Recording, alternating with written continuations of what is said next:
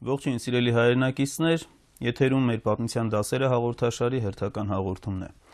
Անցնող շաբաթը ամբողջ հայությունը նշեց հայոց մեծ Եղեռնի զոհերի հիշատակը եւ ամբողջ շաբաթի ընթացքում մենք ունեցանք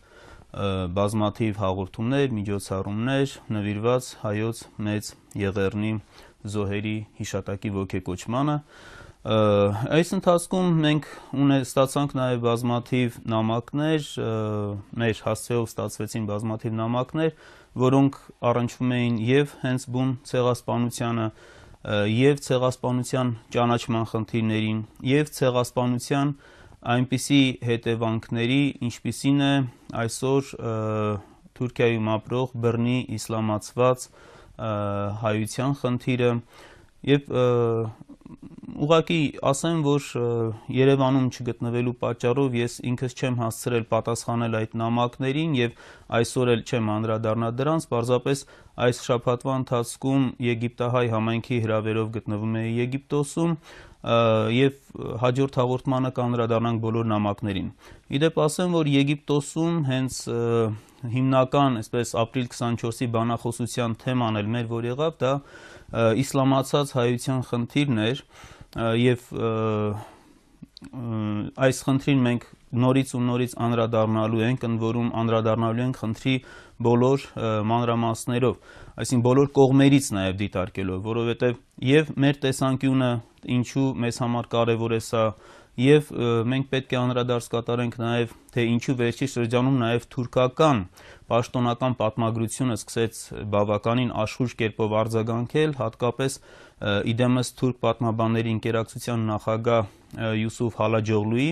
որովհետեւ այստեղ թուրքերն էլ իրենց հետին նպատակն ունեն, ներկայացնելով իբրև թե հայության կոտորած չի եղել, այլ հայերը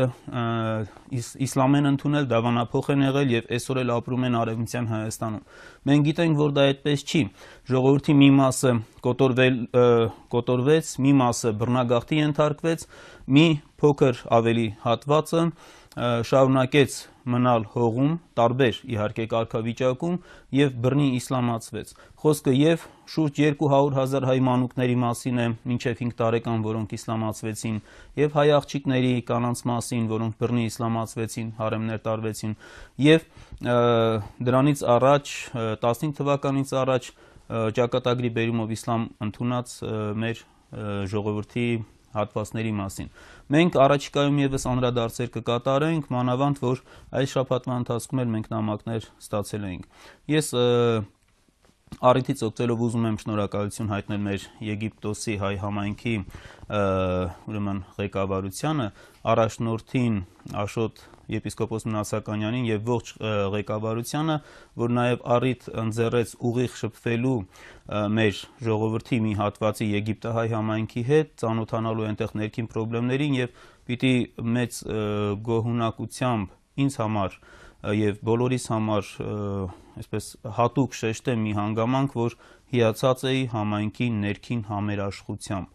ներքին համերաշխությամբ, մի բան, որ այսօր պակասում է ոչ միայն Սփյուռքի բազմաթիվ համայնքներում, այլ նախ եւ առաջ պակասում է մայր հայրենիքում։ Այսօրվա մեր թեման միանգամից կտրուկ տարբերվող թեմա է եւ սա պատահական չի։ Ես ինքս ցանկացա այսպես անցում կատարել աշխարհակալության գաղափարը հայոց մեջ։ Ինչու ընտրությունը կանգ առավ այս թեմայի վրա, որում հենց ապրիլ 24-յան հաղորդումից հետո։ Խնդիրն այն է, որ մեր իրականության մեջ մենք ապրիլի 24-ը բնականաբար նշում ենք եւ պիտի միշտ էլ շարունակենք նշել, եթե անգամ ցեղասպանությունը ճանաչվի աշխարհով մեկ եւ հատուցում տրվի, բնականաբար սա մեր մեծագույն ողբերգությունն է, մեծագույն ցավն է եւ պետք է նշենք։ Ցավոք սրտի պիտի ասել, որ այս նշումով հանդերձ մենք գնում ենք մի այլ տեսակի ծայրահեղության, երբ որ միայն նշում ենք մեր պատմության ողբերգական էջերը։ Տեսեք, մեր դասագրքերում, երբ որ մենք նայում ենք կամ ժողովրդի մտայնության մեջ կարող ենք հանդիպել բազմաթիվ հայերին տրված պիտակումների մեր կողմից տրված, ասենք հայը թափառական, անիծված բախտի տեր, տառապյալ եւ այլն, այսպիսի բնորոշումներով եւ հատկապես 15 թվականի, 15-23 թվականների այս ցեղասպանությունը եւս կարծես ավելի խտացնում են այդ գույները եւ մեր ժողովրդի կերպարը ավելի շատ մեր կրթական համակարգում, երբ որ փորձում ենք դիտարկել, ավելի շատ այսպես կոտորված, տառապած մի ժողովուրդ է։ Եվ այնպիսի տպավորություն է ստեղծվում, թե մենք մեր պատմության մեջ չենք ունեցել լուսավոր ու հզոր էջեր։ Ընդ որում ես ինչի եմ անընդհատ կրթական համակարգը շեշտում, որովհետև հասկանալիորեն ազգի ապագան իր կրթության մեջ է, հաջող սերնդի մեջ է, եւ խորապես համոզված եմ, որ մեր կրթական համակարգում մենք պետք է շեշտադրումը մի քիչ ավելի տեղափոխենք։ Նախ շեշտը դնենք, թե ինչ ժողովուրդ ենք մենք համաշխարհային քաղաքակրթության մեջ, շեշտը դնենք մեր պատմության հերոսական էջերին, մշակութային այսպես խիզախումներին մեր ժողովրդի քաղաքակրթական, որից հետո ամեն մի հայ երեխա, երբ որ կճանաչի իր նախնիների այսպես մեծ ժառանգությունը, իր համար շատ ավելի խորը հասկանալի կլինի ցեղասպանության ամբողջ ողբերգությունը։ Այսինքն կհասկանա ամեն մի հայ երեխա, որ ոչ թե թուրքերը կոտորեցին թվաբանական այսպես մի մարդկանց մի թիվ 1.5 միլիոն, այլ ոչնչացրեցին մշակութաստեղծ եւ մեծ քաղաքակրթություն ստեղծած մի ժողովրդի կեսը, ընդ որում չհաջողեցին ոչնչացնել մյուս կեսը եւ մենք վերապրողներս այդ մեծ քաղաքակրթությունը կրող եւ հերոսական ժողովրդի ժառանգներն ենք նախ եւ առաջ եւ հետո նոր միայն ցեղասպանության ենթարկված։ Եվ այս տեսանկյունից դուք ցավոք սրտի մեր դասագրքերում չեք գտնի աշխարհակալ հայի կերպարը։ Տեսեք, մենք ունենք, չգիտեմ, թափառական, պանդուխտ, տառապյալ, անիծված բախտի տեր, բայց չգիտես ինչի չունենք աշխարհակալ հայի կերպարը։ Մինչդեռ մեր պատմության ընթացքում մենք ունեցել ենք մի քանի աշխարհակալություններ, որոնցից ամեն մեկով կարող է հպարտանալ աշխարհի յուրաքանչյուր ժողովուրդ։ Մենք ունենալով այս ամբողջը, կարծես թե մի տեսակ անուշադրության ենք մատնել, կարծես թե մի տեսակ ստվերում ենք թողել, փոխարենը դա առաջնային դարձնենք մեր կրթական համակարգում եւ մեր գիտակցության մեջ։ Որպեսզի ուղղակի այսպես հռետորական հարցադրման նման չհնչի, հիմա ժամանակագրական հերթականությամբ մի այսպես պատմական էքսկուրս կկատարենք հայոց պատմության էջերով, կսկսենք հնագույն շրջանից եւ կանգ կառնենք մեր մի քանի աշխարհակալությունների պատմության վրա, ընդ որում կփորձենք հասկանալ, թե ինչպիսին է եղել հայը, երբ նա եղել է աշխարհակալ։ Շատ կարևոր է, որովհետև պատմության մեջ մենք ունենք բազմաթիվ դեպքեր, երբ ժողովուրդը հասնելով աշխարհակալության, որևէ թագավորություն նվաճումներ կարողանալով կատարել, դրսևորել է իրեն բավականին բարբարոս, բավականին այսպես ցածր մարդկային հատկանիշներով եւ ունենք նաեւ հակառակը։ Ունենք օրինակներ, երբ իշխանությունը նվաճումներից հետո իշխանությունը ծառայեցվել է քաղաքակրթական արժեքների տարածմանը։ Մենք նաև այս տեսանկյունից պետք է փորձենք գնահատել մեզ, որովհետև հայտնի ժողովրդական խոսք կա, որ եթե ուզում ես ճանաչել մարդուն, տուր նրան իշխանություն։ Եվ տվյալ դեպքում ժողովրդի մասին եւս նույնը կարելի է տարածել։ Եթե ուզում ես մոտիկից ճանաչել ժողովրդին, ապա ուսումնասիրի նաև նրա հզոր իշխանություն, հզոր պետականություն ունեցած էջերը։ Մեր պատմության մեջ աշխարհակալությունների պատմությունը սկսում է հենց վաղնջական շրջանից եւ Քրիստոսից առաջ 3-րդ հազարամյակում արդեն մենք ունենք բացառիկ մի հետաքրքիր երևույթ եւ ինչ որ առումով տարօրինակ, որովհետեւ մենք ունենք այսպես մեծ մշակութային մի աշխարհակալություն, որի անունը մեզ հայտնի չի։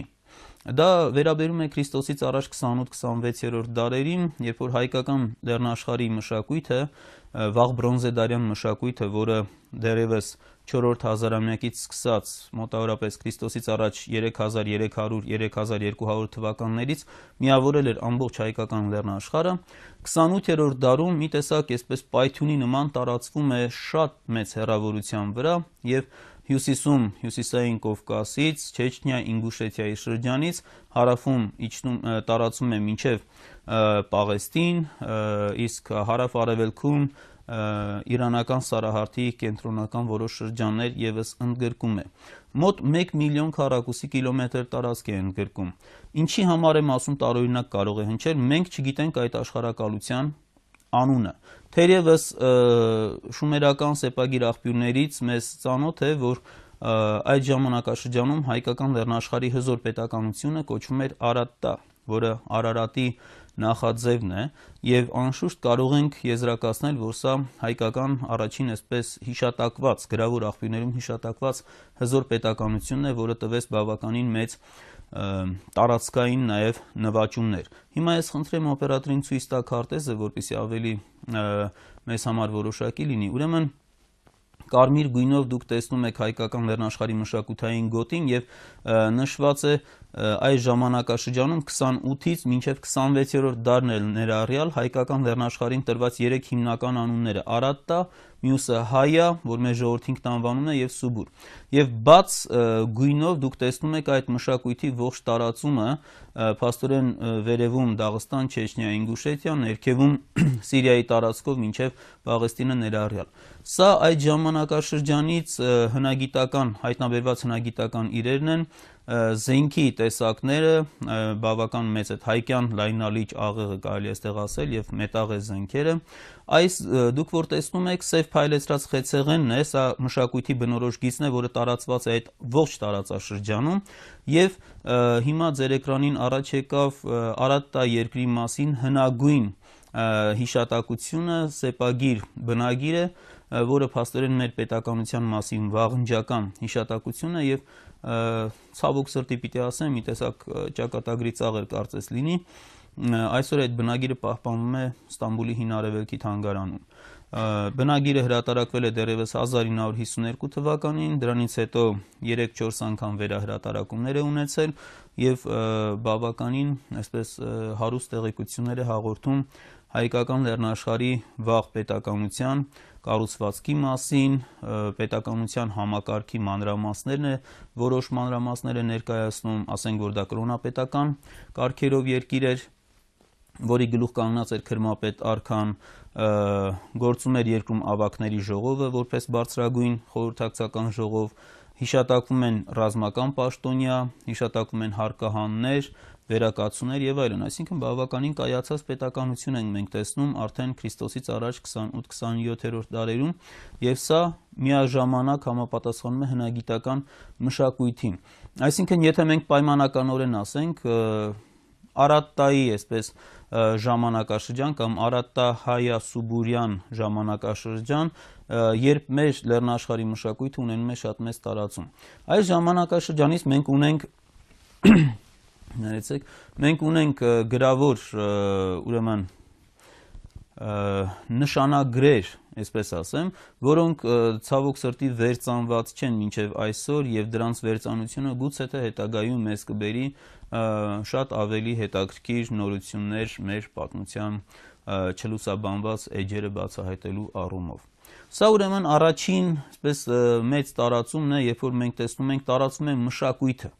Իսկ ընդ որում բոլոր ուսումնասիրողները ասեն, որ այս մշակույթի ուսումնասիրողները հիմնականում օտարազգի գիտնականներ են, նշում են, որ այստեղ կրողները եւս գնացել են, ոչ թե ուղղակի մշակույթը որպես ազդեցություն է գնացել, այլ մարդիկ են տարել իրենց այդ մշակույթը եւ նույնիսկ հետաքրքիր է, որ հարավում Պաղեստինում հայտնի են որոշ հնավայրեր, որտեղ կա ռազմական բախման հետքեր, պատերազմի հետքեր եւ մեր հնագետներից Հակոբ Սիմոնյանը, որ այդ ժամանակաշրջանի մասնագետ է, նույնիսկ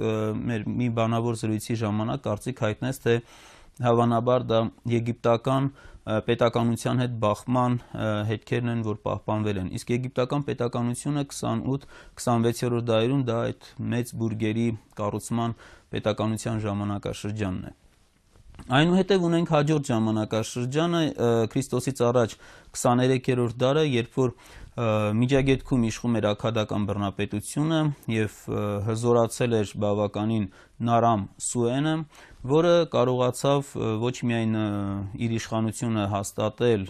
ամրապնդել Միջագետքում եւ հարակից շրջաններում, այլ արշավանքներ կատարեց դեպի հայկական լեռնաշխարհ։ Իդեպ նրա արձանագրություններում, որոնցից մեկն էլ գտնվել է Դիարբեքիրի շրջանից, հիշատակվում է Արմանում երկիրը,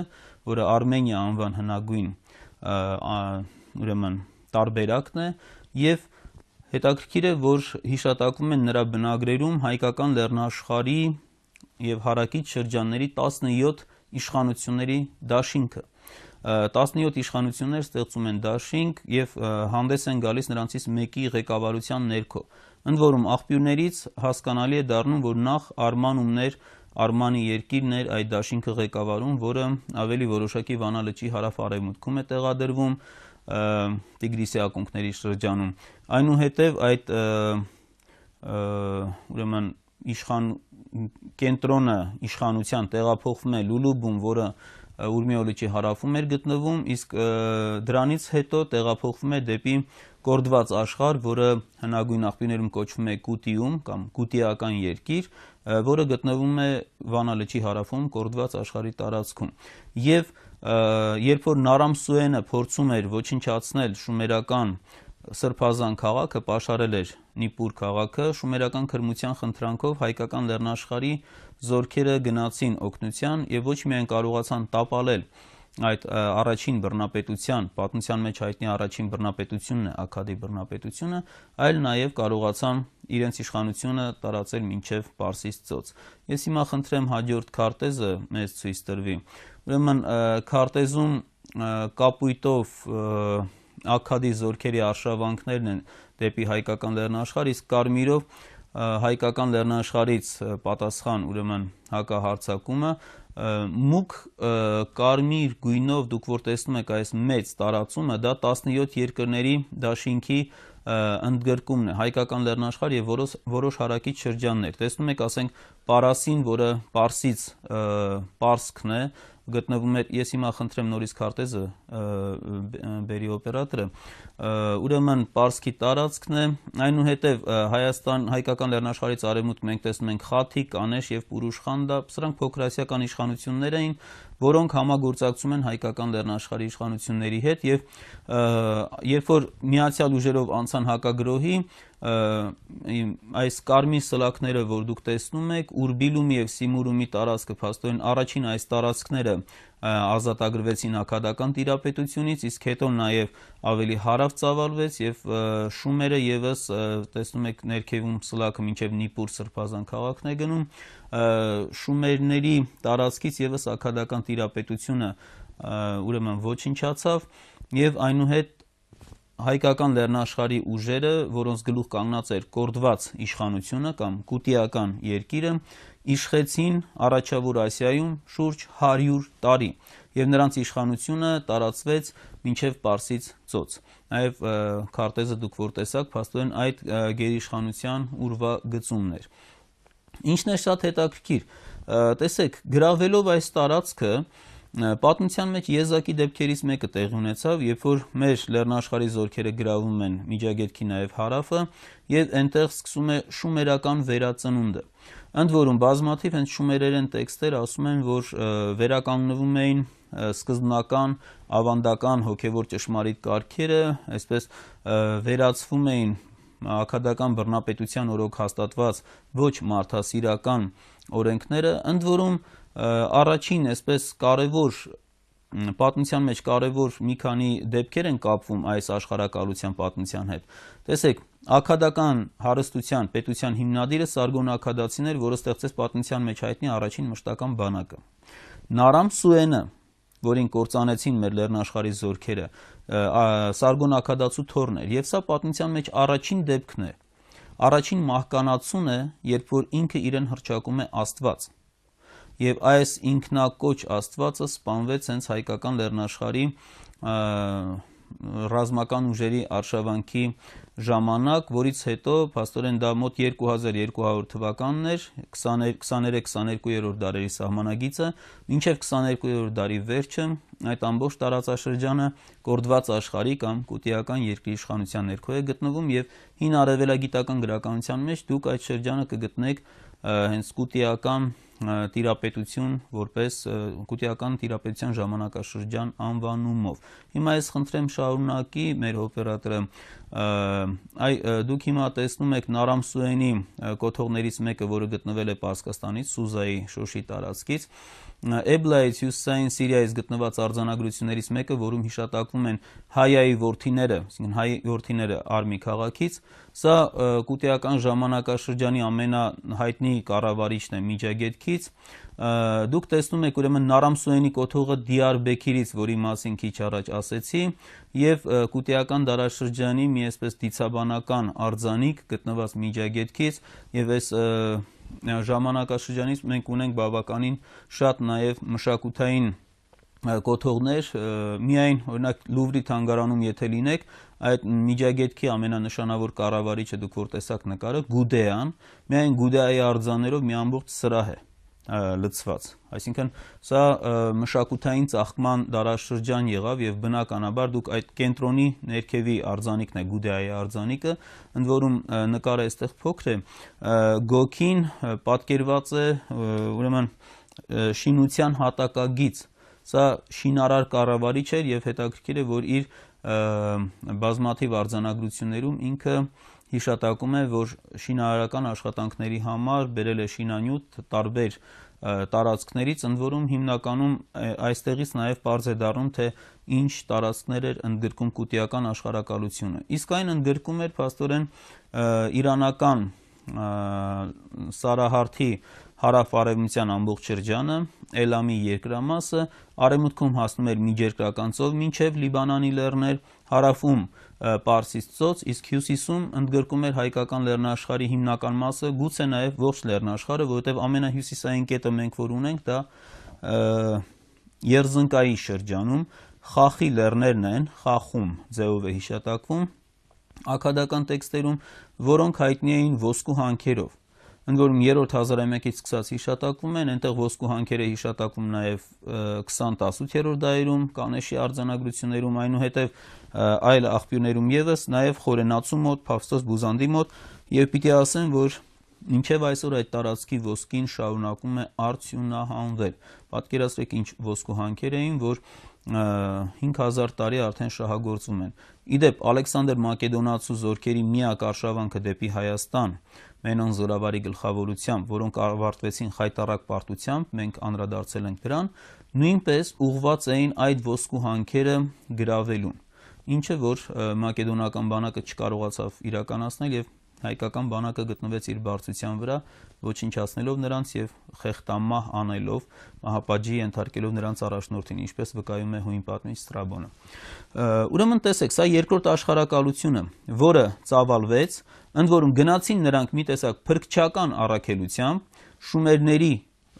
հոգևոր կենտրոնի քրմության խնդրանքով եւ իրենց 100-ամյա իշխանության շրջանում նրանք չվերածվեցին բռնակալների։ Ընդ որում ինչն է հետաքրքիր, իշխանության վերջում, երբ որ շումերական Ուրուկ քաղաքում բարձրացավ ապստամբություն եւ իրենք ցանկություն հայտնեցին ապրելու այսպես լրիվ անկախ, ոչ հայկական լեռնաշխարհի իշխանության ներքո, մեկ ռազմական բախումից հետո պարզապես հայկական լեռնաշխարհի զորքերը հետ են քաշվում։ Ընդ որում վերջին կառավարիչը հիշատակվում է Տիրիկան անունով, որի անվան մեջ, Տիր անվան մեջ, իհարկե մենք չենք կարող չտեսնել հայոց դպրության Աստծո անվան հիշատակությունը։ Սա ուրեմն այսպես երկրորդ հզոր շրջանը։ Հիմա խնդրենք օպերատորին քարտեզը ներկայացնի մի շատ հետաքրքիր ժամանակաշրջանի Քրիստոսից առաջ 18-17-րդ դարերում, երբ որ հայկական լեռնաշխարհի բազմաթիվ իշխանություններ էլի այսպես համադաշնություն էին կազմել եւ այս ժամանակաշրջանում մենք տեսնում ենք հայկական լեռնաշխարհից 3 մեծ արշավանքներ։ Առաջինը դուք հիմա որ տեսնում եք, կենտրոնից գնում է դեպի հարավ, դեպի Բաբելոն։ Քասեցիների արշավանքներ, որը տեղի ունեցավ փաստորեն պատմության մեջ հայտնի առաջին ձիերով եւ ռազմակարգերով արշավանքն է։ Երկրորդը մոտ 30 տարի դրանից հետո հիքսոսների արշավանքներ դեպի Եգիպտոս, որոնք Եգիպտոս տարան մարտակարգեր, նաև բրոնզին առաջի անգամ եգիպտացիները ծանոթացան հիքսոսյան արշավանքների արդյունքով, եւ երրորդը արիացիների, դուք արևելքում տեսնում եք աջ կողմում արիացիների արշավանքը դեպի արևելք, որը մի քանի փուլով է ընթացել, առաջին ամենանախնական փուլը թերևս 18-17-րդ դարերում տեղի ունեցավ եւ առաջին այսպես հնդեվրոպական բնակչության հաստատումը եղավ Հնդկաստանի տարածքում, Պարսկաստան, Հնդկաստան տարածքում, որը հետո պետք է ավելի այսպես ամրապնդվի։ Որն էր դրա պատճառը, մինչև այսօր բացատրված չի։ Միաժամանակ մոտ 100-ամյակի ընթացքում 3 հզորագույն արշավանքներ են մեկնարկում հայկական լեռնաշխարհից, որոնք ամեն մեկը տեղերում հասնում են մեծ հաջողության։ Տեսեք, հիքսոսները իշխեցին շուրջ 1.5 դար։ Երկու դինաստիա ունեցան Եգիպտոսում եւ բազմաթիվ գիտնականներ, այսինքն ամեն տեղ հիշատակվում է, որ հիքսոսները նաև ունեցան քաղաքակրթական կարևոր դերակատարում, բրոնզ, անիվավոր ուրեմն մարտակարգեր եւ մի շարք հետաքրքիր այլ նորամուծություններ տանելով իրենց հետ Եգիպտոս։ Բաբելոնում մենք Սմիտանին մի փոքր ուշ կանրադառնանք, ուրեմն Բաբելոնում մենք տեսնում ենք, որ հայկական լեռնաշխարհի զորքերը, որոնք քասեցիներ են կոչվում, ուրեմն Քաշիարի լեռների անունով թերևս, որոնք Մասիուս լեռներն են հարավային Հայաստանի, հետաքրքիր է, որ մենք ունենք արձանագրություններ, որտեղ Թեգարամա երկիրը, Իսուվա կամ Ծոպք երկիրը կոչվում են քասիական երկրներ, այսինքն քասեցիների արշավանքը հենց հայկական լեռնաշխարհի արևմտյան ավազանից, Եփրատի արևմտյան ավազանից մեկնարկեց դեպի Բաբելոն, ընդ որում առաջին անգամ նրանք գրավում են, սակայն չեն հաստատվում, իսկ դրանից հետո 1595 թվականին գրավելով նրանք հաստատվեցին Բաբելոնում եւ իրենց դինաստիան իշխեց բավականին երկար, մինչեւ 1155 թվականը։ Ինչն է հետաքրքիր, իրենք չխառնվեցին տեղացիների հետ եւ նույնիսկ իրենց զորամասերը, որոնք հեծելազորներ էին, մի տեսակ որպես գվարդիական հեծելազորներ, առանձին էին պահվում եւ երբեք տեղացիների հետ չխառնվեցին։ Իսկ 1155-ին, երբ որ կորցրեցին իշխանությունը, նրանք հիմնականում շարժվեցին, կրկին վերադարձան դեպի հայկական լեռնաշխարհ եւ մենք ունենք ասորեստանյան արձանագրություններ 1111 թվականի, որտեղ հիշատակվում է, որ հարավից 300 ազնվական ընտանիքներ հրաժարվելով ենթարկվել Միջագետքի տիրակալին շարժվեցին դեպի կարդուխների կորդված երկիր եւ Կադմեատուն, Կադմուխի ձևով է հիշատակվում, ինչը որ հետաքրքիր այսպես հիշողություն է մեր մեջ արթնացնում կապված Մովսես Խորենացու հիշատակության հետ։ Հիշում եք, Բաբելոնի բռնակալ բերի դեմ չենթարկվելով հայկը 300 ընտանիքներով վերադարձավ դեպի հայկական լեռնաշխարհ եւ ճանապարհ անցնում էր Կադմեատնով, որը հենց Կադմեատուն անվանակոչվեց ըստ հայկական ավանդության հայկի թորան Կադմոսի անունով։ Ինչն է հետաքրքիր, այստեղ ես իհարկե նկատի չունեմ, թե հայ նահապետին պետք է թվագրել Քրիստոսից առաջ 1111 թվականով։ Պարզապես գիտենք, որ Հայք եւ Բել վիպասքի մեջ հավաքվել, այսպես բազմաթիվ շերտեր են հավաքվել, որոնցից հնագույն հիշատակություններից, հնագույն շերտերից մեկը թերևս Նարամ Սուեյնի հետ կապված դրվագը կարող է լինել։ Մեկ այլ դրվագ կարող է սա լինել։ Պատահական չի եւ 300 ազնվական ընտանիքները եւ նրանց ճանապարհ վերադարձը դեպի Հայաստան Բաբելոնից։ Ընդ որում մի հետաքրքիր հանգամանք եւս, հավանաբար ժամանակին Մովսես Խորենացին ձեռքի տակ ունենալով սեպագիր աղբյուրներից եկող այդ տեղեկությունը, որ 300 ազնվական ընտանիքներով վերադարձավ, Բաբելոնից վերադարձի պատմությունը ինքը զուգադրել է Աստվածաշնչի բաբելոնյան աշտարակաշինության պատմության հետ եւ մեզ հասած խորենացիական պատումը արդեն երկուսը զուգահեռ են, այսպես միաձուլված են եւ հայկը 300 ընտանիքներով վերադառնում է Բաբելոնի աշտարակաշինությունից հետո։ Այս թերևս պատմական հիմքը գալիս է այս պատմությունից, երբ որ Բաբելոնից ազնվական 300 ընտանիքներ իշխող դինաստիաներ վերադարձան Հայաստան եւ մուտք գործեցին Հայաստան Կադմեատան կամ ինչպես սեպագրերում է կոչվում Կադմուխի երկրի տարածքով։ Այնուհետև մենք ունենք Միտանի ժամանակաշրջանը, խնդրեմ հիմա մեզ քարտեզը ցույց տրվի։ Միտանին ուրեմն հնդեվրոպական թագավորություններ եւ իշխող դինաստիան է հնդեվրոպական անուններով եւ աստվածներն են հնդեվրոպական իդեպ Միթրա աստծո Միթրայի Վարունայի հիշատակությունը հենց առաջին անգամ մենք գտնում ենք Միտանիում բնակչության զգալի մասը խուրիներ էին որոնք հիմնականում այսպես ժողովուրդն էին կազմում, սակայն վերնախավը մենք տեսնում ենք, որ պետությունը հնդեվրոպական էր։ Ինչն է հետաքրքիր, հայտնի է Միտանիի բախումները Եգիպտոսի հետ, նրանց հաշտությունը, ընդ որում հաշտության համաձայն մի քանի սերունդ շարունակ միտանիական արքայադուստրերը ամուսնանում էին Եգիպտոսի փարավոնների հետ եւ դառնում էին նրանց առաջին տիկնայք։ Եվ նրանցից ամենանշանավորը, որ մեր ժողովրդին բոլորին ծանոթ է, Նեֆերտիտին էր։ Այս ժամանակաշրջանում, միտանիական ժամանակաշրջանում մենք տեսնում ենք, որ իշխանությունը ծավալվում է, դուք քարտեզի վրա հիմա տեսնում եք Բաբելոնյան տերությունից մինչև Միջերկրական ծով, հյուսիսում ծովքի տարածքը, Իսուվայի տարածքը, դրանից ավելի հյուսիս 15-ից 13-րդ դարերում խեթական աղբյուրներում հիշատակվում է Հայաստան։ Իսկ ավելի արևելք այս շեղագծերով տարածքը, մենք չգիտենք այս տարածքը մտել է Միտանիի տարածքի մեջ, մտել է Հայասայի մեջ, թե ընդհանրապես առանձին այսպես մի քաղաքական կամ մի քանի քաղաքական միավոր է կազմել։ Մենք չգիտենք, բայց թե ինչքան հյուսիս կարող էր Միտանին տարածվել, ունենք մի քանի հետաքրքիր փաստեր։ Դրանցից մեկը, որ եգիպտական աղբյուրներում հիշատակվում են մարտակարգերի համար բերված հատուկ փայտանյութ, որը այդ ծառերը աճում են միայն Արարատի ստորոտին կամ Տրապիզոնի հարավային շրջաններում։ Ընդ որում հիշատակվում է, որ այդ ծառերը բերում էին Միտանի երկրից։ Կան այլ փաստեր եւս, դրանցից են հատկապես միտանիական կնիկների մեծ քանակությամբ հայտնաբերվելը հայկական լեռնաշխարհի, հատկապես արևելյան հնավայրերում Հայաստանի Հանրապետության տարածքում եւս։ Ինչի համար եմ ես Միտանիի վրա հատուկ կանգ առնում, մեր գրականության մեջ մի տեսակ անտեսված է եղել մի շատ կարևոր փաստ։ Խնդիրն այն է, որ միտանիական արքաների անունները մենք գտնում ենք Մովսես Խորենացու հայկազուն նահապետների եւ արքաների ցանկում փոքր ձևափոխումներով։ Ասենք, օրինակ, Պարատառնան Խորենացու մոտ Պարետ, Վասաշատտան Վաշտակ եւ բազմաթիվ այսպիսի օրինակներ ունենք կամ Սաուսա դատարը, այդ դատար մասնիկը վերջի դատ նվեր մասնիկն է, ինչպես տր դատ։ Այսինքն, երբ որ մենք վերցնում ենք սոսա դատ, հա, սոսա նվեր։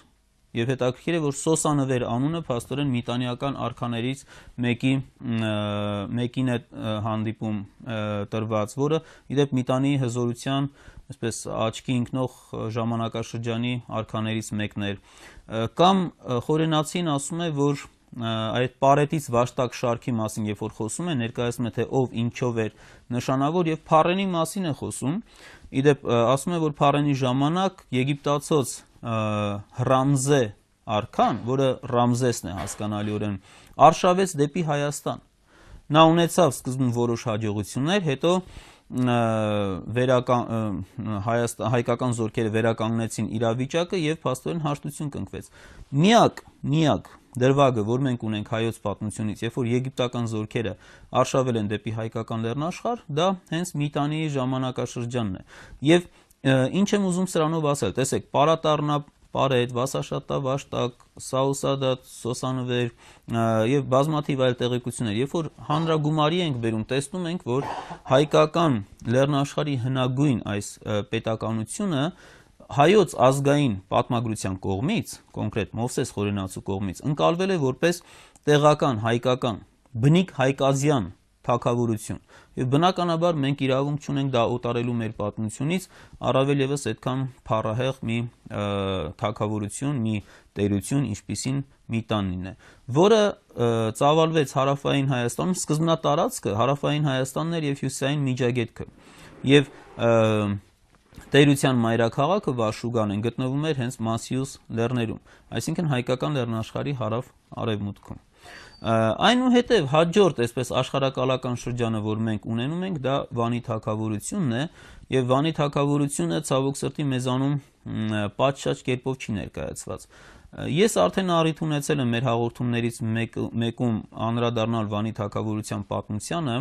եւ հատկապես էթնիկ բնութագրին, արդյոք հայկական թագավորություն է թե ոչ, եւ բնականաբար միանշանակ հայկական թագավորություն է դա։ Այստեղ հիմա ես խնդրեմ օպերատորը մեզ նաեւ կադրերը ցույց տա։ Այս սկզբում հիմա դուք կտեսնեք Խալդի գերագույն աստծո տաճարն է եւ իհարկե այս տաճարը ձեզ կհիշեցնի Գառնի նշանավոր տաճարը, որի նախատիպն է ընդհանրապես այս երկթեք տանիքով, եռանկյունաձև ճակտոնով, սյունազարդ տաճարների նախատիպն է սա եւ Քրիստոսից առաջ 8-րդ դարում է հիշատակվում։ Այստեղից էս ոճը անցավ Փոքր Ասիա, այնուհետև Հունաստան, Հունաստանից Հռոմեական կայսրություն եւ այնտեղից ամբողջ աշխարհը։ Հիմա դուք տեսնում եք Մենուայի ժամանակաշրջանը, երբ որ հայկական լեռնաշխարհի հիմնական մասը նրա իշխանության տակ էր միավորված, դեռևս Սևանա լճի ավազանը չկար, սակայն հարավում Ուրմիո լճից հարավ մեծ նվաճումներ էին կատարվել, հասնելով մինչև Դիալա գետի հովիտը, որտեղ հիշատակվում է Պարսուա, այսինքն Պարսքը, Պարսից երկիրը։ Արևմուտքում եփրատը անցնելով Մենուայի զորքերը մտնում են Խաթինիլի երկրի տարածքը, որը փաստորեն Փոքր Ասիային արևելքին տրված ընդհանուր անվանում էր։ Հաջորդը դուք հիմա տեսնում եք Արգիշտի առաջինի իշխանության ժամանակաշրջանը եւ դուք կտեսնեք, որ ավելի դեպի հարավ են ծավալվում եւ գրավում է Բաբելոնյան երկիրը, Բաբիլու երկիրը, ինչպես նշվում է սեպագիր արձանագրություններում եւ տեսեք, հասնում է Արգիշտիի տերությունը մինչև Պարսից ծոց։ Մեր դասագրքերում շատ անհասկանալիորեն այս արձանագրությունները անտեսվում են եւ երբեք դուք չեք գտնի մի քարտեզ, որտեղ հանդիպեք, որ Վանի թագավորությունը հարավում հասել է մինչև Բաբելոն։ Առավել եւս բացակայում է մեկ այլ կարևոր բան եւս։ Սա հիմա դուք տեսնում եք Սարդուրի երկրորդի քարտեզն է, որը արևմուտքում գրավեց Ռուիշյանի թագավորությունը։ Եգիպտական, ասորեստանյան եւ այլ աղբյուրներից հայտնի է, որ այդ Ռուիշյանի թագավորությունը Դամասկոսի թագավորությունն էր, սակայն չգիտես ինչի Դամասկոսի թագավորությունը չի հիշատակվում մեր գրքերում։ Ես հիմա խնդրեմ օպերատորը նորից հետ բերի Սարդուրի երկրորդի քարտեզը։ Այստեղ մենք էլի կարևոր բան ունենք նշելու։ Ուրեմն տեսեք, միջերկրական ծովի ափին Դամասկոսի թագավորություն է մտնում։ Այնուհետև Հյուսիսում Սարդուրի երկրորդը շարունակում է առաջխաղացումը եւ ջավախքով հասնում է մինչեւ Կուլխայի երկիրը, որը հետագայի հունական աղբյուրների Կոլխիդան է, Կոլխերի երկիրը եւ դուրս է գալիս Սև ծով։ Այսինքն տեսեք, Սարդուրի երկրորդի ժամանակ, Արգիշտի առաջինի որդու ժամանակ, Վանի թագավորությունը դառնում է 4 ծովերի տերություն։ Եվ Սարդուրի երկրորդը նպատակ ուներ, իդեպ նա երկրորդ անգամ է արշավում եւ վերանվաճում է Բաբիլու երկիրը, Բաբելոնյան տերությունը եւ նպատակ ուներ այսօրվա Սիրիայի տարածքից Եփրատի ավազանով արշավել, հասնել մինչև Բաբելոն, որով լիակատար 4 կողմից շրջապատման մեջ կվերցներ Ասորեստանը, այսինքն այսօրվա մեր տերմինով ասած լիակատար բլոկադայի կենթարկեր եւ Ասորեստանի ճակատագիրը արդեն պարզ կլիներ։ Սակայն Սիրիայի տարածքում Արպադի ճակատամարտում նա անհաջողություն կրեց Թիգլատ Պալասարի 3-րդի զորքերի կողմից 743 թվականին եւ նրա այդ ծրագրերը չհաջողվեցին։ Հիմա տեսեք, ունենք Մենուայի ժամանակվանից Մենուա, Արգիշտի առաջին, Սարդուրի երկրորդ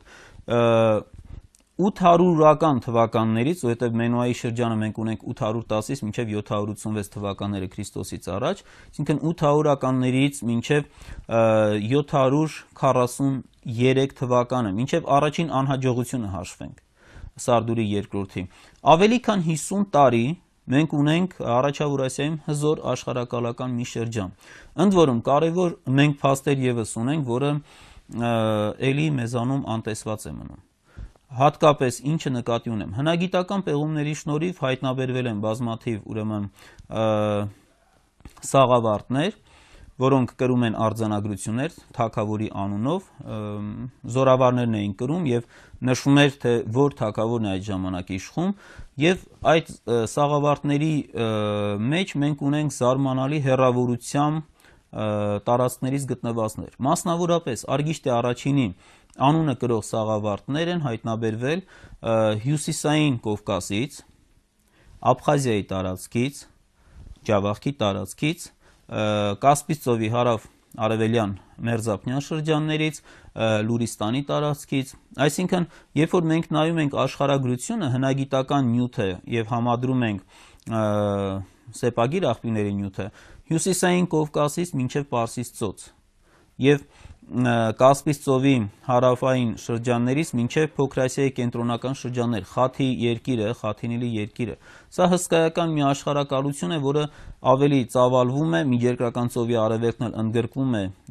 Արգիշտի առաջինի հաջորդ Սարդուրի երկրորդի օրոք, եւ մենք չգիտես ինչի մեր պատմության մեջ այս ավելի քան 50-ամյա հզոր աշխարհակալությունը չենք գնահատում հավուր պատշաճի։ Ես հիմա խնդրեմ Ռուսա երկրորդի ժամանակաշրջանի քարտեզը, երբ որ Ասորեստանը վերականգնեց իր դիրքերը, այս դեպքում տեսնում ենք, որ Ուրարտուն Վանի թագավորությունը տարածվում է դեպի արևելք եւ արևմուտք։ Այդ դեպի արևելք հիմա Կասպից ծովի հարավային շրջաններում դուք բաց գույնով կտեսնեք Անդիա երկիրը նշված, սա Ռուսա առաջինն էր դեռևս նվաճել, իսկ դեպի արևմուտք դուք տեսնում եք արշավանքները, ուրեմն Թաբալ երկրամասը, որ աստվածաշնչյան Թոբելն է, այնուհետև մինչև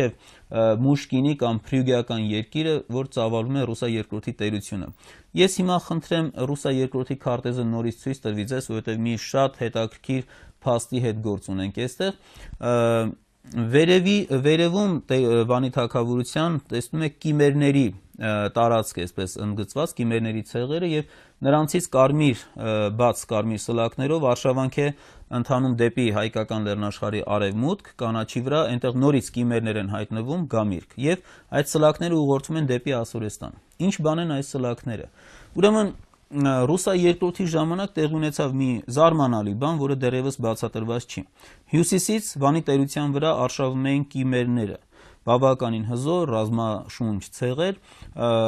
ինչպես հաջողվեց Ռուսա առաջինին հայտնի չէ, սակայն Ռուսա առաջինը կարողացավ նրանց տեղափոխել հայկական լեռնաշխարհի արևմուտք եւ հետագայում այս տարածքը նրանց անունով կոչվեց Գամիրք, իսկ այնտեղից ուղղորդեց իր վաղեմի թշնամի Ասորեստանի դեմ։ Սա համաշխարհային դիվանագիտության պատմության մեջ եզակի երևույթներից մեկն է։ Պատկերացնում եք, պոտենցիալ թշնամուն դարձնում ես քեզ հարևան եւ դաշնակից եւ ուղղորդում ես հին թշնամու դեմ։ Սա իսկապես եզակի մի երևույթ է, որը հայտնի չէ մանրամասները ինչպես արեց Ռուսա երկրորդը, բայց այն որ արեց դա փաստ է։ Եվ հիմա մի քանի նկարներ մենք տեսնենք, սրանք Վանի թագավորությունից գտնված հնագիտական իրեր են, որոնք նրա ռազմական հզորության մասին են նաև վկայում։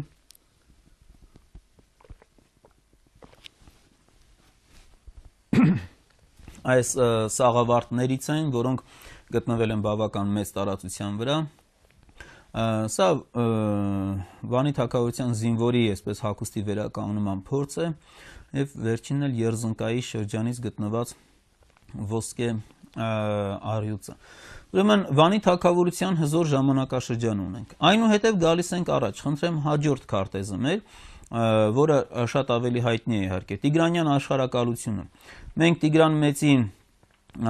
նվիրված ուրեմն ունեցել ենք հաղորդում եւ ներկայացրել ենք նաեւ ֆիլմի տեսքով, այնուհետև Արցախի Տիգրանակերտի պեղումներին նվիրված Համլետ Պետրոսյանը մի ամբողջ հաղորդում էլ ներկայացրեց։ Հիմա կենտրոնում դուք որ տեսնում եք, սա մուգ գույնով այն տարածքներն են, որոնք հայտարարվել են Տիգրան Մեծի հենց սեփականությունը, բուն նվաճումները։ Սակայն չգիտես ինչի միշտ բաց էր թողնվում գերիշխանության սահմանները։ Օրինակ Պարթևական տերությունը չգիտես ինչի չէին նշում։ Այն դեպքում, երբ որ պարթևները ճանաչել են Տիգրանի գերիշխանությունը, նույնիսկ մենք ունենք տեղեկություն, որ պարթևների արքայացանկում նշվում էր Տիգրանը, որին կոչում էին Աստված։ Այսինքն մենք որևէ իրավունք չունենք այսպես կիսատ պռատ ներկայացնելու կամ Հրեաստանը հաճախ այսպես կետագծերով էր նշում, երբ որ հենց հույն հեղինակ Հովսեփոս Փլավիոսն է նշում, որ Հրեաստանի թագուհին ճանաչեց Տիգրանի գերիշխանությունը, Նաբաթեացիների թագավորությունը, որը Կարմիր ծովի ափերին էր տարածվում, չգիտես ինչի հաճախ մոռացվում էր նշել, այսինքն նշվում էր Տիգրանյան աշխարհակալությունը մոտ 1 միլիոն քառակուսի կիլոմետր տարածքով, մինչդեռ իրականության մեջ գերիշխանության տարածքներն էլ հետը հաշված, դա մոտ 3 միլիոն քառակուսի կիլոմետր տարածք ընդգրկող տերություն էր։ Ճիշտ է, համեմատած նախորդ աշխարհակալությունների հետ, որոնք ասենք 200 տարի, 100 տարի, 50 տարի տևողություն ունեին, Տիգրանյան աշխարհակալությունը ավելի քիչ տևեց։ Եթե հաշվենք, ասենք, Պարթևական արշավանքից մինչև Արտաշատի պայմանագիրը 87-86 թվականներից մինչև 66 թվականը, դա տևեց մոտ 20 տարի, բայց այնուամենայնիվ մեր պատմության փառահեղ էջերից է։ Հիմա դուք կտեսնեք այդ ժամանակաշրջանից գտնված իր հայտնի դրամն է, արծաթե դրամը, շատ գեղեցիկ մանրամասներով արծվի եւ այսպես ռազմի թռչունների արձանիկներ, մենք ունենք մեդալյոններ գտնված Արտաշատից, ընդ որում մեկի վրա արծիվն է ճանկերում խեղդում կենթանու, երկրորդին ռազմի դիցուհին է։ Իսկ սա Արցախի Տիգրանակերտի պարիսպներից մի հատված է, որ դեռևս 2006 թվականին բացված հատվածը։ Այստեղ մենք ունենք Դափնե պսակը, որը հենց այս ձևով գտնվել էր Արտաշատի պեղումներից, չկա միայն կապող թելը, ոսկե ուրեմն կրծքազարդ գտնված նույն ժամանակաշրջանից, այստեղ մենք ունենք Գառնիից, հիմա մոտեցավ էկրանին ավելի մեծացավ Գառնիից հայտնաբերված, իրեր աստղիկ դիցուհու արձանը Մարմարյա Արտաշատից, սրանք գտնվել են ամբողջը Տիգրանյան ժամանակաշրջանի ուրեմն հետաքրքիր հնագիտական փաստեր են։ Իհարկե սրանք ընդամենը մի փոքր մասն են կազմում են ամբողջի, ինչ որ այսօր կա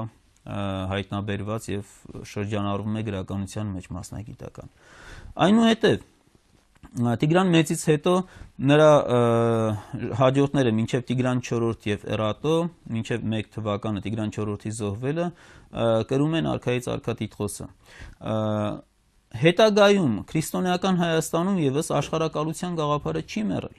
Եվ մենք տեսնում ենք Բագրատունյաց ժամանակաշրջանը, երբ որ հենց առաջին արքաները Աշոտ առաջինը եւ նրա հաջորդը Սմբատ առաջինը իրենք շատ հուժկու մեծ արշավանքներ կարողացան իրականացնել եւ հենց առաջինը Սմբատ առաջինն էր, որ տիեզերակալ տիտղոսով կոչվեց մեր պատմագիտության մեջ ավելի հաճախ Սմբատ երկրորդին են տիեզերակալ կոչում, երբ որ մատենագիրները հստակ դա ասում են հենց Սմբատ առաջինի մասին։ Եվ երբ որ Արաբական կառավարությունը բազմաթիվ փորձերից հետո տեսավ, որ չի կարողանում կասեցնել նույնիսկ խարդավանքներ, հայերի մեջ երկպառակտչական պատերազմներ առաջացրեց եւ տեսավ, որ որևէ բան չի հաջողում կասեցնելու Հայաստանի հզորությունը, ստիպված էր Աշոտ II երկաթի Սմբատ առաջինի որդու երկարատև պայքարից հետո նրան ճանաչել 922 թվականին նրան ճանաչել Շահն-Շահ, այսինքն արքայից արքա։ Մի տիտղոս, որ կկրեն հետո Բագրատունյաց մյուս գահակալները մինչև թագավորության վերջին շրջանը։ Ես հիմա խնդրեմ քարտեզը, դուք այստեղ տեսնում եք Բագրատունյաց Հայաստանի քարտեզը, գույներով մարզերն եմ, իսկ քիչ հետո հիմա ամբողջ պատկերը, քիչ հետո կտեսնեք հյուսիսում ավելացող 3 Աղվանից թագավորությունը, վրացական թագավորության եւ աբխազական թագավորության տարածքները, որոնք հայտնվում են Բագրատունյաց թագավորության գերիշխանության ներքո եւ Բագրատունյաց հիմա տեսնում եք արդեն գույնավորված այդ թագավորությունները եւ Բագրատունյաց մեր թագավորների իշխանությունը, որոնք կրում էին տիեզերակալ եւ արքայից արքա տիտղոսները, հայկական Տավրոսի լեռներից հարավում եւ Կորդվաս լեռներից հարավում տարածում էին մինչեւ Մեծ Կովկասի լեռները եւ Ալանաց դուռը նրանց հսկողության տակ էր եւ շատ կարեւոր մի բան եւս, դուք Անեի պարիսպներն եք տեսնում, հիմա շատ կարեւոր մի հանգամանքի վրա եմ ուզում ձեր ուշադրությունը հրավիրել, տեսեք, գերիշխելով Աղվանքի, Վրաստանի վրա, ինչ կարճ մի շրջան նաեւ Աբխազիայի վրա, հայկական տիրակալները, հայ տիրակալները իրենք երբեք չգնացին այսպես խեղդելու այդ փոքրաթիվ ժողովուրդներին։ Մի բան, որ բնորոշ է նաև Տիգրան Մեծին, քանի որ Տիգրան Մեծի ժամանակաշրջանին մենք անդրադարձել ենք, այստեղ հատուկ կանգ չառայես։ Սակայն կարելի է նշել բազմաթիվ օրինակներ, ասենք, երբ որ Սելևկյան տերությունը ինքն է խնդրում, որ Տիգրան Մեծը գնա հաստատի իր գերիշխանությունը այնտեղ։ Հրեաստանի թագուհին ինքն է նախապես դիմում, Տիգրան Մեծը գտնվում էր Պտրոմայիս քաղաքի շրջանում, Սելևկյան պետության սահմաններում, ինքն է դիմում եւ ճանաչում նրա գերիշխանությունը։ ունենք բազմաթիվ հետաքրքիր դեպքեր, երբ որ Տիգրան Մեծը միջերկրածովյան քաղաքները Բերիթը, Լաոդիկեն, Բերիթը այսօրվա Լիբանանի մայրաքաղաք Բեյրութն է, դրանք գրավելուց հետո նրանց շնորհեց ազատություններ, այսինքն ներքին ինքնավարություն, եւ ի նշան շնորհակալության այդ քաղաքները իրենց նոր քաղաքային տոմարը սկսեցին հաշվել Տիգրան Մեծի ազատությունների շնորհումից։ Այսինքն տեսեք, ունենք բազմաթիվ փաստեր, երբ որ տեսնում ենք հայոց տիրակալը իր նվաճումներում անգամ ազատարար էր։ Մենք չունենք Տիգրանյան ժամանակաշրջանից, ասենք, վանդալիստական, բարբարոսական դեպքեր, երբ որ վառեց, ոչնչացրեց, փշրեց։ Իդեպ նույն բանի վրա ուշադրություն է դարձնում ռուս արևելագետ Նիկոլսկին, մեր Նիկողայոս Ադոնցը, կապված Ասորեստան եւ Ուրարտու տարբերության հետ, երբ որ ասորեստանյան արքաները հպարտանում են իրենց վանդալիզմով, թե այսքան գլուխներ կտրեցի, բուրգեր կառուցեցի, այսքան մարդկանց կենթանի վառեցի խարույկների վրա եւ այլն, Վանի թագավորությունը Ուրարտուն երբեք այդ վանդալիզմը չունի։ Եվ երբ որ միաժամանակյա այս երկու տերությունները համեմատում են, տեսնում են, որ Ասորեստանի տված օրինակը դա վանդալիստական տիրապետության, նվաճողական քաղաքականության իրավունք է, մինչդեռ Վանի թագավորություն Արարատ Ուրարտուի օրինակը դա հումանիստական արժեքներ կրող մեծ տերության օրինակ է։ Նույնը մենք տեսնում ենք Տիգրանյան աշխարհակալության դեպքում եւ նույնը տեսնում ենք Բագրատունիների։ Գիտենք, որ Բագրատունյաց Հայաստանը դարձել էր արևելքում քրիստոնեության պատվարը եւ քրիստոնեական քաղաքակրթության կրողը։ Մենք բազմաթիվ փաստեր ունենք, որ տարբեր երկրներից Հայաստան էին գալիս ուսում ստանալու հենց տարբեր քրիստոնյա ժողովուրդների ներկայացուցիչներ եւ մեր համալսարանները բավականին հայտնի են այդ ժամանակվա աշխարհում։ Տեսեք, մի շատ հատկանշական փաստի մասին ասեմ, որը մի ավելորդ անգամ վկայում է, որ հայերը երբեք չեն խեղդել, չեն ճզմել իրենց հպատակության տակ գտնված ժողովուրդներին, նրանց մշակույթը չեն ոչնչացրել։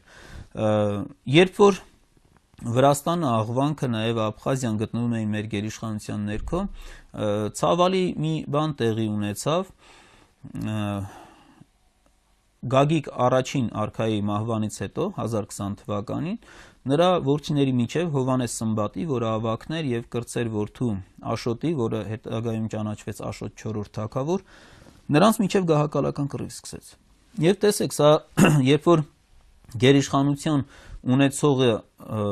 ունեցող երկրում սկսում է գահակալական կռիվներ, ենթակա երկրների համար դա բնականաբար լավագույն հնարավորությունն է թոթափելու այդ գերիշխանությունը եւ ապստամբելու։ Սակայն տեղի ունեցավ բավականին տարօրինակ մի բան, առաջին հայացքից տարօրինակ մի բան, երկու եղբայրների միջև երկպառակտչական պատերազմը դադարեց շնորհիվ միջամտության, եւ միջամտում էին ոչ միայն այստեղ Հայաստանում, ասենք, Սպարապետ Վահրամ Պահլավունին, այլ նաեւ երկու եղբայրներին հաշտեցնելու փորձ արեցին եւ հաջողությամբ այդ փորձը պսակվեց վրաց եւ աբխազաց թագավորները։ Այսինքն, եթե հայերի գերիշխանությունը նրանց նկատմամբ լիներ անմարտկային ինչ-որ մի բան, բնականաբար նրանք առիթը օգտագործելով հենց առաջինը պիտի հարվածեին հայոց թագավորությանը, սակայն տեսնում ենք, որ նրանք ընդհակառակը ջանք են տանում, որպեսզի պահպանվի հայկական տերությունը։ Եվ այդ տերությունը, ինչպես արդեն ասեցի, փաստորեն քրիստոնեության պատվարն էր արևելքում, որը հետագայում, երբ որ անկում ապրեց, իդեպ Բյուզանդիան ունեցավ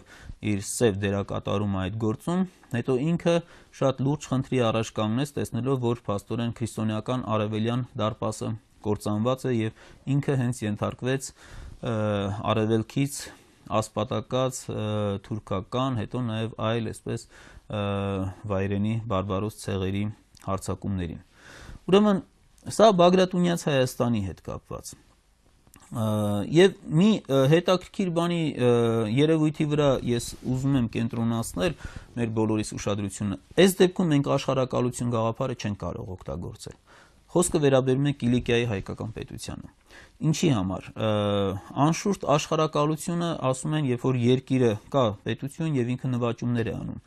Բայց սա ունիկալ դեպք է։ Ունիկալ դեպքերից մեկն է ընդհանրապես համաշխարհային պատմության մեջ եւ հատկապես մեր պատմության մեջ, երբ որ մեր ժողովուրդը պետականությունը կորցնելուց հետո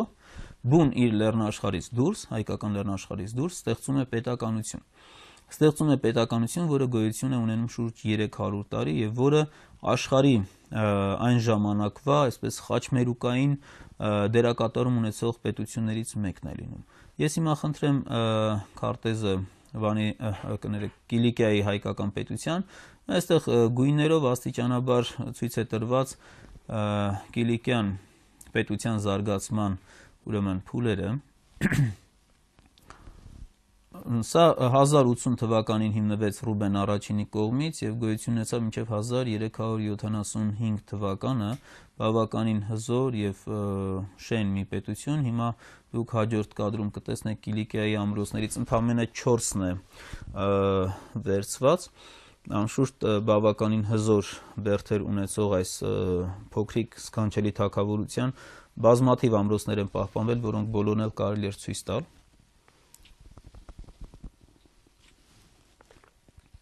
Մենք հետագայում Կիլիկյան Հայաստանին անշուշտ պիտի նվիրենք հատուկ հաղորդում, դրա համար հիմա այսպես հատուկ մասնավոր կանգ չենք առնում Կիլիկյան Հայաստանի պատմության դրվագների վրա։ Պարզապես նշում ենք շատ հետաքրքիր երևույթը։ Հայ իրականության մեջ հայերը ի վիճակի են պետություն ստեղծել, հայահոց այսպես համայնքներ ստեղծելով, գալ պետականության գաղափարի, նվաճումներ կատարել, ինչքան էլ որ դա այսպես տարօրինակ է թվում առաջին հայացքից, բայց փոքրիկ հայկական իշխանությունը Բյուզանդիայից կարողանում էր նվաճումներ անել խաչակիրներից եւ ամրապնդվել եւ միջազգային կարևոր դեր կատարել։ Ընդ որում կարևոր խաչմերուկի դեր եւ այդ ժամանակվա մեր դրամը, թագվորը, որ թագավորական էր կոչվում, ժողովուրդը կրճատ թագվոր էր ասում, ունեցավ հայկական դրամը ունեցավ իր ոսկե դարը, ավելի մեծ շրջանառություն ունեցավ եւ միջազգային նշանակություն, քան Տիգրան Մեծի ժամանակաշրջանում, ինչքան էլ որ դա առաջին հայացքից տարօրինակ է։ Սա իհարկե մեր Կիլիկիայի արքաների իմաստուն քաղաքականության շնորհիվ նաեւ եւ հայտնվելով մահմեդական ու քրիստոնյա աշխարհի խաչմերուկում, հետո էլ նաեւ մոնղոլները հայտնվեցին, որի համար էլ խաչմերուկային դեր խաղաց այս թագավորությունը։ Մոնղոլները սկզբում բազմաստվածություն էին դավանում, շամանական բազմաստվածություն, եւ հետո է որ նրանք ընդունեցին մահմեդականություն։ Եվ տեսնում ենք, որ եզակի մի երևույթ էր մեր պատմության մեջ։ Մենք թագավորություն ենք ստեղծում օտար հողում նվաճումներ կատարելով։ Սա հայկական ոգու բավականին հետաքրքիր դրսևորումներից մեկն է։ Եվ այդ ստեղծած թագավորության մեջ մարդասիրական բացառիկ կարգեր ենք դնում։ Բավական է միայն ասել, որ միջերկրածովյան իրավունքի մեջ Լևոն II-ը կարողացավ փոփոխություններ մտցնել։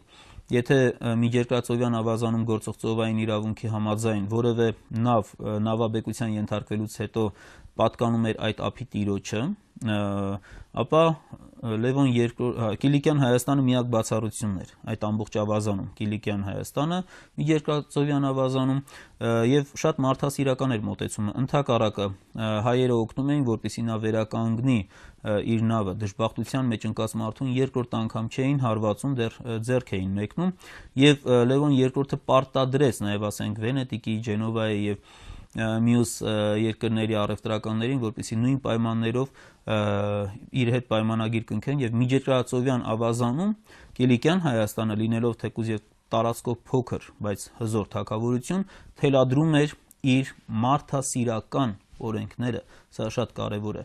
Այսինքն տեսեք, մի համառոտ այսպես էքսկուրս կատարեցինք,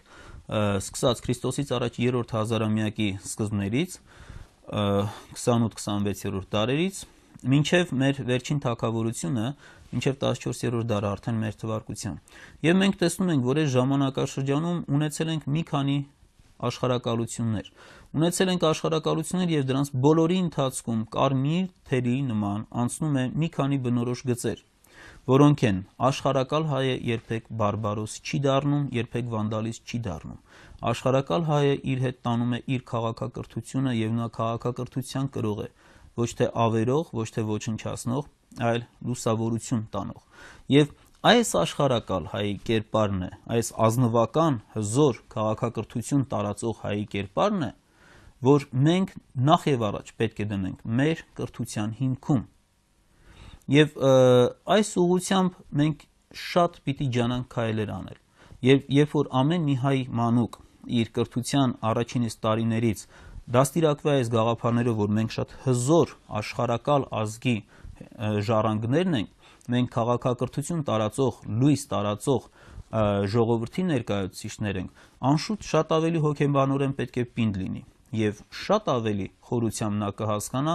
այն մեծ բարբարոսությունը, որ կատարվեց հայ ժողովրդի նկատմամբ թուրքերի կողմից արդեն 19-րդ դարավերջին եւ 20-րդ դարի հատկապես